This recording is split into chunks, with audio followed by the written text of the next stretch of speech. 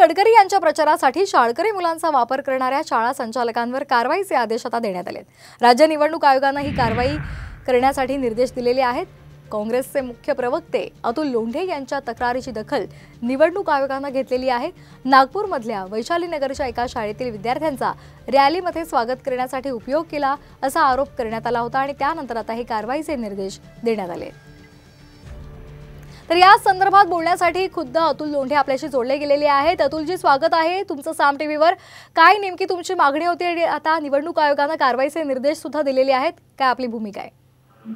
नाही, आमची मागणी अशी होती की उमेदवारांनी हा वापर केलेला आहे। उमेदवाराच्या दबावाशिवाय कुठला मुख्याध्यापक शाळेच्या एखाद्या छोट्याशा किंवा संचालक हे काम करू शकत नाही।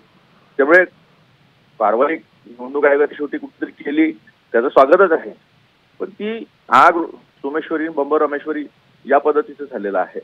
उमेदवारांनी एवढ्या उन्हामध्ये मुलांना उभं ठेवणं म्हणजे काय, याच्यावर आम्ही आक्षेप घेतला पहिले की पुन्हा होऊ नये। एखाद्या कॅज्युअलिटी झाली तर काय करायचं, पण हा आचारसंहितेचा भंग पण आहे।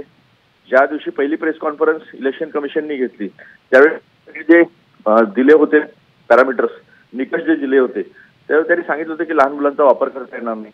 पण तो वापर झालेला स्पष्टपणे दिसतोय, मग उमेदवारावर कारवाई का नाही? आमची मागणी उमेदवारावर कारवाईची आहे।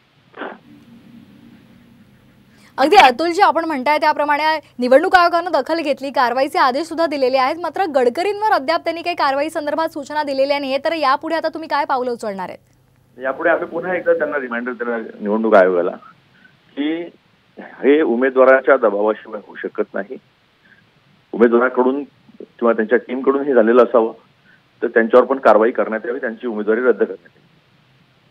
अगदी धन्यवाद अतुल लोंढेजी, आपण आमच्याशी संवाद साधला त्याबद्दल। तर आपण पाहिलेलं आहे गडकरी यांच्या प्रचारासाठी शाळकरी मुलांचा वापर झाला होता आणि अतुल लोंढे यांनी ही तक्रार नोंदवली होती आणि निवडणूक आयोगाने या तक्रारीची दखल घेत कारवाईचे आदेश दिलेले आहेत। मात्र त्यांनी शाळेच्या संचालकांवर कारवाईचे आदेश दिलेले आहेत, त्यामुळे उमेदवारावर कारवाई व्हावी अशी मागणी अतुल लोंढे यांनी केलेली आहे।